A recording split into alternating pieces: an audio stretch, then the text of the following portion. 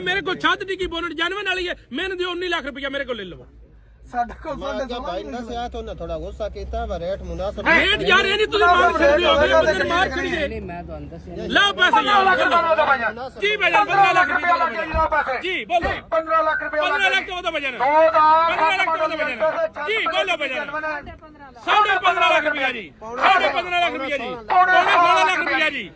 16 लाख रुपया जी 16 लाख रुपया जी 16 लाख दी दियो ਛੱਡ ਦਿਓ ये 16 लाख का रेट ठीक हो गया ਰੇਟ ਤੇ ਬੜਾ ਲੱਗ ਗਿਆ 16 लाख रुपया लग गया जी भाई काला चिट्टा हुंदा ना जी 16 लाख रुपया नोट भाईजान जी बोलो भाईजान 16 लाख रुपया लग गया 2007 मॉडल दी अल्टा है छत प्लेट की जानवर है जी नो पैसे भाईजान